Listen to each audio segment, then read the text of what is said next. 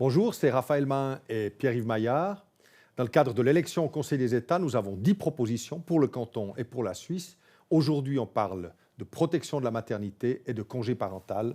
Raphaël, je te passe la parole. Merci. La Suisse est encore au Moyen Âge en ce qui concerne les mesures pour mieux concilier la vie familiale et la vie professionnelle. Alors c'est vrai, on a eu l'introduction d'un modeste congé paternité il y a peu, 2 semaines. C'était un premier pas. C'est une bonne chose, mais maintenant il faut aller plus loin dans le sens d'un meilleur soutien aux jeunes parents et bien sûr de l'égalité entre les hommes et les femmes. L'absence de congé parental digne de ce nom, ça renforce les inégalités au sein d'un couple.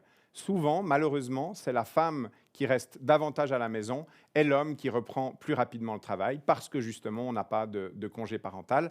Et ça met les parents dans des situations très difficiles lorsqu'ils doivent les deux reprendre la vie active. Nous souhaitons un modèle de congé parental de 16 semaines minimum pour les femmes, de 14 semaines minimum pour les hommes, avec encore 4 semaines supplémentaires que l'on peut se partager entre les deux parents.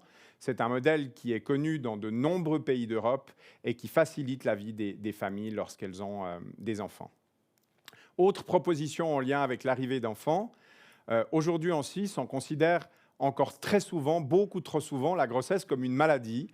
On demande aux femmes de se mettre en congé maladie pour la fin de grossesse lorsqu'elles n'arrivent plus à travailler, alors qu'elles devraient pouvoir se consacrer à la préparation de leur accouchement sans avoir besoin du feu vert de leur médecin, prendre soin de leur santé sur la base d'un congé. Ça s'appelle le congé prénatal. Ça permet d'éviter que de nombreuses femmes soient contraintes d'aller justement chercher un certificat d'absence maladie.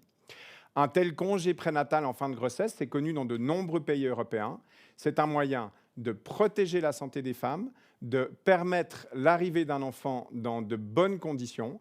Et ce serait un congé qui serait financé par le système qu'on connaît déjà, des allocations perte de gain, comme justement pour la maternité, comme pour le service militaire ou le service civil, un financement mutualisé par toute la population par le système des cotisations salariales.